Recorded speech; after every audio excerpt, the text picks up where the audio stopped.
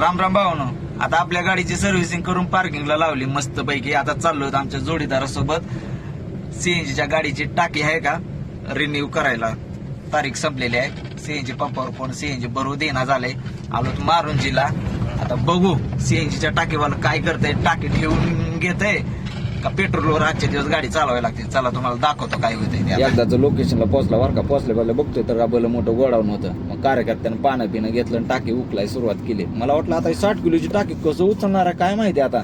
पण आमच्या शेवटी जोडीदारानं हातभार लावला आणि ती टाकी घेतली खाली. मग जोडीदाराला म्हटलं उचला बरं ते 60 किलोचं पोत आहे मग कुठलं उचलतंय. कार्यकर्त्यांनी टाकी गरगळत आतमध्ये नेली आणि टाकी फिटफिट केली. त्या टाकीत होता गॅस. दिला की सोडून काय कामाचाच नव्हता. वालपील लूज केला. लूज करून ते बाहेर काढला आणि केली की टाकीवरी.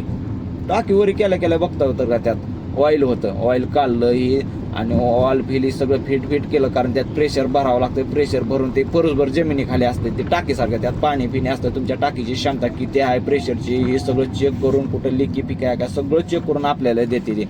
पण ह्यानं आपल्या समोर केलं त्याच्यामुळं मला जरा बरं वाटलं. हे जर दुसऱ्याचं माहीत नाही कसं आहे ते. आणि ह्यानं फक्त 1000 रुपयेच घेतलं फिटिंगचे हे सगळं चेकिंगचे ते का.